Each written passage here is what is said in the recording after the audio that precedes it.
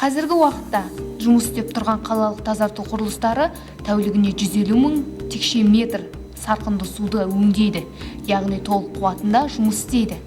Әсіресе қазір көктемде тәулік сайын 160-170 мың текше метр ағынды сулар ғана емес, еріген қар мен жаңбыр суы да түседі.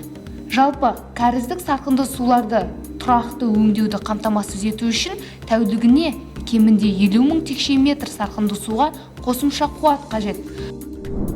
Шымкент қаласын дамытудың бекітілген бас жоспарына сәйкес, Шымкент қаласының солтүстік бөлігінде жалпы халық саны 80 мың адам болатын. Шымкент Сити кешенінде және Тұран шағын ауданында көпқабатты үйлердің құрылысы қарқынды жүріп жатыр.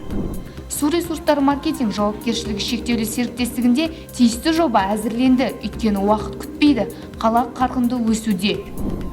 Бүгінгі таңда қалалық тазарту қондырғыларының қуатын тағы 50 мың метр куб сағатқа арттыру бойынша жобалық сметалық құжаттамалар әзірленді, яғни тәулігіне 200 мың метр куб болады, және жақын арада жұмыс жобасын ведомстводан тыс сараптама жүргізу үшін мемсараптама республикалық мемлекеттік кәсіпорынға жіберілетін болады.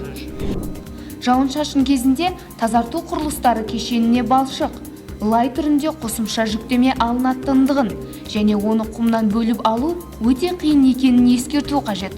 Бұл фактор кешенге қауіп төндіреді. Сондықтан қала билігі нөсер кәріз мәселесін шешуі керек.